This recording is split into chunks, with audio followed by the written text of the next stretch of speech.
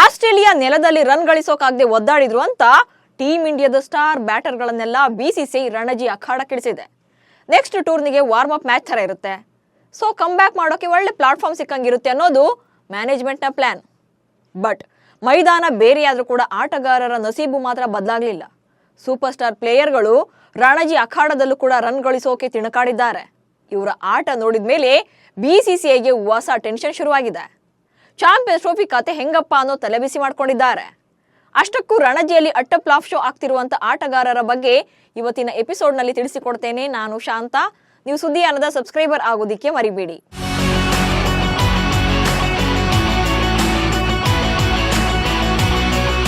England ವಿರುದ್ಧದ T20 ಸರಣಿಯ ಮೊದಲ ಪಂದ್ಯದಲ್ಲಿ ಟೀಮ್ ಇಂಡಿಯಾ ಪರ್ಫಾರ್ಮೆನ್ಸ್ ನೋಡಿ ಅಭಿಮಾನಿಗಳು ಫುಲ್ ಥ್ರಿಲ್ ಆಗಿದ್ರು. ಬ್ಯಾಟಿಂಗ್ ಮತ್ತು ಬೌಲಿಂಗ್ ಎರಡನ್ನೂ ಕೂಡ ಅಪ್ರಿಶಿಯೇಟ್ ಮಾಡಿದ್ರು. ಬಟ್ ಈಗ ರಣಜಿಯಲ್ಲಿ ಸೀನಿಯರ್ ಪ್ಲೇಯರ್ಗಳ ಪ್ರದರ್ಶನ ನೋಡಿ ತಲೆ ಕೆಡಿಸ್ಕೊಂಡಿದ್ದಾರೆ. ಬರೀ ಫ್ಯಾನ್ಸ್ ಮಾತ್ರ ಅಲ್ಲ, ಬಿಸಿಸಿಐ ಮ್ಯಾನೇಜ್ಮೆಂಟ್ಗೂ ಕೂಡ ಟೆನ್ಷನ್ ಹೆಚ್ಚಾಗಿದೆ. ಯಾಕಂದ್ರೆ ಈ ರಣಜಿ ಅಖಾಡಕ್ಕಿಳಿದು ಫೇಲ್ ಆಗಿರೋರೆಲ್ಲ ಚಾಂಪಿಯನ್ಸ್ ಟ್ರೋಫಿಗೂ ಕೂಡ ಸೆಲೆಕ್ಟ್ ಆಗಿರೋರೆ. ಇದೇ ಫ್ಲಾಪ್ ಶೋ ಅಲ್ಲೂ ಕೂಡ ಕಂಟಿನ್ಯೂ ಆದ್ರೆ ಹೆಂಗಪ್ಪ ಅನ್ನೋದೇ ಚಿಂತೆಗೆ ಕಾರಣ ಆಗಿದೆ. ರಣಜಿಯಲ್ಲಿ ಒಂದಂಕಿ ಮೊತ್ತದ ರನ್ ದಾಟಲಾಗದೆ ಒದ್ದಾಟ. ನ್ಯೂಜಿಲೆಂಡ್ ಮತ್ತು ಆಸ್ಟ್ರೇಲಿಯಾ ಟೆಸ್ಟ್ ಸರಣಿಯಲ್ಲಿ ಟೀಮ್ ಇಂಡಿಯಾ ಪ್ಲೇಯರ್ಸ್ ಬ್ಯಾಟಿಂಗ್ ನಲ್ಲಿ ಕಳಪೆ ಪ್ರದರ್ಶನ ನೀಡಿದ್ರು. ಸೊ ಇವರನ್ನೆಲ್ಲ ಹಿಂಗೆ ಬಿಟ್ರೆ ಆಗಲ್ಲ ಅಂತ ಬಿಸಿಸಿಐ ರಣಜಿ ಅಸ್ತ್ರವನ್ನ ಹೊಡಿತು. ಟೀಮ್ ಇಂಡಿಯಾ ಪರ ಆಡುವ ಆಟಗಾರರೆಲ್ಲ ದೇಶೀಯ ಟೂರ್ನಿಗಳಲ್ಲೂ ಕೂಡ ಆಡಲೇಬೇಕು, ರಣಜಿಯಲ್ಲಿ ಬೆವರು ಹರಿಸಬೇಕು ಅಂತ ಕಟ್ಟಪ್ಪಣೆ ಹೊಡೆಸಿತು. ಬಿಗ್ ಬಾಸ್ ನಿಂದಲೇ ವಾರ್ನಿಂಗ್ ಬಂದ ಮೇಲೆ ಇಲ್ಲ ಅನ್ನೋಕ್ಕಾಗಲ್ಲ ನೋಡಿ. ಹೀಗಾಗಿ ವರ್ಷಗಳ ಬಳಿಕ ರಣಜಿ ಅಖಾಡಕ್ಕಿಳಿದ್ರು. ಬಟ್ ಅವರ ಆಟ ಮಾತ್ರ ಬದಲಾಗ್ತಾ ಇಲ್ಲ.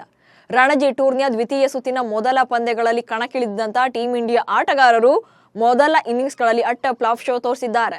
ಮುಂಬೈನ ವಾಂಖೆಡೆ ಸ್ಟೇಡಿಯಂನಲ್ಲಿ ನಡೀತಾ ಇರುವಂತಹ ಜಮ್ಮು ಕಾಶ್ಮೀರ ವಿರುದ್ಧದ ಪಂದ್ಯದಲ್ಲಿ ಮುಂಬೈ ಪರ ಟೀಮ್ ಇಂಡಿಯಾದ ಟೆಸ್ಟ್ ನಾಯಕ ರೋಹಿತ್ ಶರ್ಮಾ ಹಾಗೆ ಯಶಸ್ವಿ ಜೈಸ್ವಾಲ್, ಶ್ರೇಯಸ್ ಅಯ್ಯರ್, ಅಜಿಂಕ್ಯ ರಹಾನೆ ಕಾಣಿಸಿಕೊಂಡಿದ್ರು. ಹೇಳ್ಕೊಳ್ಳೋಕೆ ಅಂತಾರಾಷ್ಟ್ರೀಯ ಪ್ಲೇಯರ್ಸ್ ಆಗಿದ್ರು ಕೂಡ ಅವರ ಪ್ರದರ್ಶನ ಗಲ್ಲಿ ಕ್ರಿಕೆಟರ್ಸ್ಗಿಂತ ಕಡೆಯಾಗಿತ್ತು. Rohit 3 run, Jaiswal 4 run, Shreyas 11 run. Rohit Sharma team ಇಂಡಿಯಾದ ಕ್ಯಾಪ್ಟನ್, ಐಸಿಸಿ ವಿಶ್ವಕಪ್ ಅನ್ನ ಗೆಲ್ಲಿಸಿಕೊಟ್ಟಿರುವಂತಹ ನಾಯಕ. ಹಿಂದೆಲ್ಲ ಅದ್ಭುತವಾಗಿ ಪರ್ಫಾರ್ಮ್ ಮಾಡಿದ್ದಾರೆ, ಇದರಲ್ಲಿ ಎರಡು ಮಾತೇ ಇಲ್ಲ. ಬಟ್ T20 ವಿಶ್ವಕಪ್ ಮುಗಿದ ಮೇಲೆ ಅವರ ಬ್ಯಾಟ್ ಸೌಂಡೇ ಮಾಡ್ತಾ ಇಲ್ಲ. ಆಸೀಸ್ ಸರಣಿಯಲ್ಲಿ 3 ಪಂದ್ಯಗಳಿಂದ ಬರೀ 31 ರನ್ಗಳನ್ನ ಮಾತ್ರ ಕಲೆ ಹಾಕಿದ್ರು. ಇದೇ ಕಾರಣಕ್ಕೆ ಸಿಡ್ನಿ ಮ್ಯಾಚ್ನಲ್ಲಿ ಪ್ಲೇಯಿಂಗ್ 11 ನಿಂದ ಕೂಡ ಅವರನ್ನ ಕೈ ಬಿಡಲಾಗಿತ್ತು. ಇದೀಗ ಇಂಗ್ಲೆಂಡ್ ವಿರುದ್ಧದ ಏಕದಿನ ಸರಣಿ ಮತ್ತು ಮುಂದಿನ ತಿಂಗಳು ನಡೆಯಲಿರುವಂತಹ ಚಾಂಪಿಯನ್ಸ್ ಟ್ರೋಫಿಗೂ ಕೂಡ ಅವರ ನಾಯಕತ್ವದಲ್ಲಿ ಟೀಮ್ ಇಂಡಿಯಾ ಅನೌನ್ಸ್ ಆಗಿದೆ. ಹೀಗಾಗಿ ಮತ್ತೆ ಫಾರ್ಮ್ಗೆ ಬರಲಿ ಅಂತ ರಣಜಿ ಅಖಾಡಕ್ಕೆ ಇಳಿಸಿದ್ರು ಕೂಡ ಅವರ ಕಳಪೆ ಫಾರ್ಮ್ ಅವರ ಬೆನ್ನು ಬಿಡ್ತಾ ಇಲ್ಲ.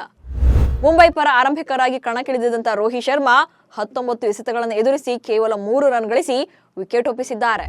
ಇತ್ತ ಯಶಸ್ವಿ ಜೈಸ್ವಾಲ್ ಕೂಡ ಕೇವಲ 4 ರನ್ಗಳಿಗೆ ಔಟ್ ಆಗಿದ್ದಾರೆ. ಇನ್ನು ಆ ಬಳಿಕ ಬಂದಂತ ಅಜಿಂಕ್ಯ ರಹಾನೆ ಕೂಡ 12 ರನ್ಗಳಿಗೆ ಸುಸ್ತಾಗಿದ್ದಾರೆ. ಇದರ ಬೆನ್ನಲ್ಲೇ ಶ್ರೇಯಸ್ ಅಯ್ಯರ್ ಕೂಡ 11 ರನ್ ಗಳಿಸಿ ಪೆವಿಲಿಯನ್ ಸೇರ್ಕೊಂಡಿದ್ದಾರೆ. ಹಾಗಂತ ಈ ಫ್ಲಾಪ್ ಶೋ ಸೀರೀಸ್ ಇಷ್ಟಕ್ಕೆ ಮುಗ್ದಿಲ್ಲ. ಟೀಮ್ ಇಂಡಿಯಾದ ಯಂಗ್ ಪ್ರಿನ್ಸ್, ಫ್ಯೂಚರ್ ಕ್ಯಾಪ್ಟನ್ ಅಂತಾನೆ ಕರೆಸಿಕೊಳ್ತಿರುವಂತ ಶುಭ್ಮನ್ ಗಿಲ್ ಮತ್ತು ರಿಷಬ್ ಪಂತ್ರದ್ದು ಕೂಡ ಇದೇ ಕತೆ. ಕರ್ನಾಟಕ ವಿರುದ್ಧದ ಪಂದ್ಯದಲ್ಲಿ ಪಂಜಾಬ್ ಪರ ಆರಂಭಿಕನಾಗಿ ಕಣಕ್ಕಿಳಿದಂತಹ ಶುಭ್ಮನ್ ಗಿಲ್ ಕೇವಲ 4 ರನ್ ಗಳಿಸಲಷ್ಟೇ ಶಕ್ತರಾಗಿದ್ದಾರೆ. ಬ್ಯಾಟಿಂಗ್ ನ ಸ್ವರ್ಗ ಅಂತಾನೆ ಕರೆಸಿಕೊಳ್ಳುವಂತ ಚಿನ್ನಸ್ವಾಮಿ ಅಂಗಳದಲ್ಲೂ ಕೂಡ ಗಿಲ್ ರನ್ ಕಲೆ ಹಾಕೋಕೆ ಪರದಾಟ ನಡೆಸಿರೋದು ಹಲವು ಪ್ರಶ್ನೆಗಳನ್ನು ಹುಟ್ಟಿಸಿದೆ. ಗಿಲ್ ಅವರು ಪಂಜಾಬ್ ಪರ ಇನ್ನಿಂಗ್ಸ್ ಅನ್ನು ಆರಂಭಿಸಿ ಕೇವಲ 8 ಎಸೆತಗಳನ್ನು ಎದುರಿಸಿ 1 ಬೌಂಡ್ರಿ ಬಾರಿಸಿ ಅಭಿಲಾಷ್ ಶೆಟ್ಟಿ ತೋಡಿದಂತ ಕೆಡ್ಡಾಕೆ ಬಲಿಯಾದ್ರು. ಅತ್ತ ಸೌರಾಷ್ಟ್ರ ವಿರುದ್ಧದ ಪಂದ್ಯದಲ್ಲಿ ದೆಹಲಿ ಪರ ಬ್ಯಾಟ್ ಬೀಸ್ತಾ ಇರುವಂತ ರಿಷಬ್ ಪಂತ್ ಕೂಡ ಕಲೆ ಹಾಕಿರೋದು ಕೇವಲ 1 ರನ್ ಮಾತ್ರ. ದೆಹಲಿ ತಂಡದ ಪರ ದಶಕದ ಬಳಿಕ ರಣಜಿ ಟ್ರೋಫಿಯನ್ನು ಆಡ್ತಾ ಇರುವಂತ ರಿಷಬ್ ಪಂತ್ 5ನೇ ಕ್ರಮಾಂಕದಲ್ಲಿ ಬ್ಯಾಟ್ ಮಾಡಿ ನಿರಾಸೆ ಮೂಡಿಸಿದ್ರು. 10 ಎಸೆತಗಳನ್ನ ಎದುರಿಸಿದಂತ ಪಂತ್ ಕೇವಲ 1 ರನ್ ಬಾರಿಸಿ ಔಟ್ ಆದ್ರು. ಇತ್ತ ಬರೋಡಾ ವಿರುದ್ಧದ ಪಂದ್ಯದಲ್ಲಿ ಮಹಾರಾಷ್ಟ್ರ ತಂಡದ ನಾಯಕನಾಗಿ ಕಾಣಿಸಿಕೊಂಡಿರುವಂತ ಋತುರಾಜ್ ಗಾಯಕ್ವಾಡ್ ಕೇವಲ 10 ರನ್ ಗಳಿಸಿ ಔಟ್ ಆದ್ರು. ಕೇರಳ ವಿರುದ್ಧದ ಪಂದ್ಯದಲ್ಲಿ ಮಧ್ಯಪ್ರದೇಶ ಪರ ಮಧ್ಯಮ ಕ್ರಮಾಂಕದಲ್ಲಿ ಕಣಕ್ಕಿಳಿದಂತ ರಜತ್ ಪಟಿದಾರ್ ಕೂಡ 0 ಸುತ್ತಿ ಔಟ್ ಆಗಿದ್ದಾರೆ.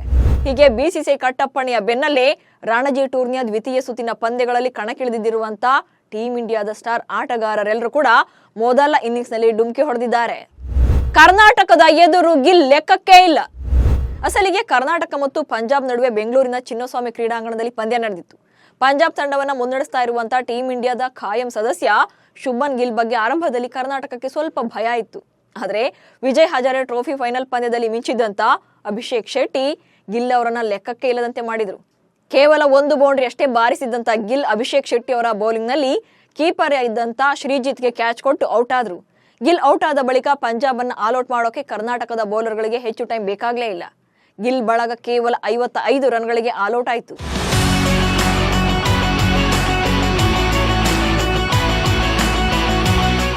ಲೋಕಲ್ ಬೌಲರ್ಗಳ ಎದುರಲ್ಲೇ ಪರದಾಟ. ಅಷ್ಟಕ್ಕೂ ರಣಜಿಯಲ್ಲಿ ಆಡ್ತಿರುವಂತಹ ಈ ಸ್ಟಾರ್ ಪ್ಲೇಯರ್ಗಳು ರನ್ ಗಳಿಸೋಕೆ ಒದ್ದಾಡ್ತಿರೋದು ಲೋಕಲ್ ಬೌಲರ್ಗಳ ಎದುರು ಅನ್ನೋದೇ ಆತಂಕದ ವಿಚಾರ. ಇಲ್ಲೇ ಹೀಗೆ ಆಡೋರು ಬೇರೆ ಬೇರೆ ರಾಷ್ಟ್ರಗಳ ಸ್ಟಾರ್ ಬೌಲರ್ಗಳನ್ನ ಹೇಗೆ ಎದುರಿಸ್ತಾರೆ ಅನ್ನುವಂತ ಪ್ರಶ್ನೆ ಹುಟ್ಕೊಂಡಿದೆ. ಫಾರ್ಮ್ ಕಂಡುಕೊಳ್ಳೋಕೆ ರಣಜಿ ಟ್ರೋಫಿ ಆಡಿದ್ರೆ ಇಲ್ಲಿಯೂ ಕೂಡ ನಿರಾಸೆ ಮೂಡಿಸಿದ್ದಾರೆ.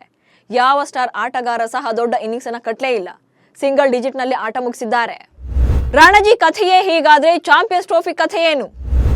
ಅಸಲಿಗೆ ಟೀಮ್ ಇಂಡಿಯಾದ ಸ್ಟಾರ್ ಆಟಗಾರರು ರಣಜಿಯಲ್ಲಿ ಫೇಲ್ ಆಗ್ತಿರೋದೇ ಇಷ್ಟು ದೊಡ್ಡ ಸುದ್ದಿ ಆಗ್ತಿರೋದಕ್ಕೆ ಕಾರಣ ಕೂಡ ಇದೆ. ಯಾಕಂದ್ರೆ ಮುಂದಿನ ತಿಂಗಳು ತವರಿನಲ್ಲಿ ಇಂಗ್ಲೆಂಡ್ ವಿರುದ್ಧ 3 ದಿನಗಳ ಏಕದಿನ ಸರಣಿ ನಡೆಯಲಿದೆ. ಈಗಾಗಲೇ 5 ಪಂದ್ಯಗಳ T20 ಸೀರೀಸ್ ಶುರುವಾಗಿದ್ದು ಮೊದಲ ಪಂದ್ಯವನ್ನ ಭಾರತ ತಂಡದ ಯಂಗ್ ಪ್ಲೇಯರ್ಸ್ ಗೆದ್ದು ಬೀಗಿದ್ದಾರೆ. ಅದಾದ ಬಳಿಕ 3 ಪಂದ್ಯಗಳ ಏಕದಿನ ಸರಣಿ ನಡೆಯಲಿದೆ. ಅದು ಆದ್ಮೇಲೆ ಫೆಬ್ರವರಿ 19ರಿಂದ ಚಾಂಪಿಯನ್ಸ್ ಟ್ರೋಫಿ ಟೂರ್ನಿ ಆರಂಭವಾಗಲಿದೆ. ವಿಷಯ ಅಂದ್ರೆ ಈಗ ರಣಜಿಯಲ್ಲಿ ಅಟ್ಟಪ್ಲಾಫ್ ಆಗಿರುವಂತ 5 ಆಟಗಾರರು ಚಾಂಪಿಯನ್ಸ್ ಟ್ರೋಫಿಗೂ ಕೂಡ ಸೆಲೆಕ್ಟ್ ಆಗಿದ್ದಾರೆ.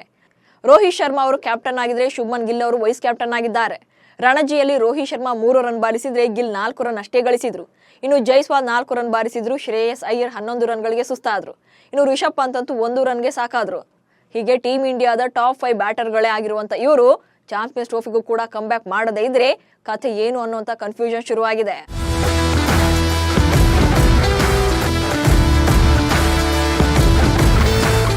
ಒಟ್ನಲ್ಲಿ ದಶಕದಿಂದ ರಣಜಿ ಟೂರ್ನಿ ಕಡೆ ಮುಖ ಮಾಡದಂತ ಹಿರಿಯ ಆಟಗಾರರು ದೇಶಿ ಟೂರ್ನಿಯನ್ನು ಆಡೋಕೆ ಅಖಾಡಕ್ಕಿಳಿದಿದ್ದಾರೆ. ಟೀಮ್ ಇಂಡಿಯಾಗೆ ಎಂಟ್ರಿ ನೀಡಿದ ಬಳಿಕ ತಾವು ಹತ್ತಿ ಬಂದಿದ್ದಂತ ಏಣಿಯನ್ನೇ ಒದ್ದಿದ್ದಂತ ಸ್ಟಾರ್ಗಳ ಕಮ್ ಬ್ಯಾಕ್ ನಿಂದ ರಣಜಿ ಟ್ರೋಫಿ ಇದೀಗ ರಂಗೇರಿದೆ.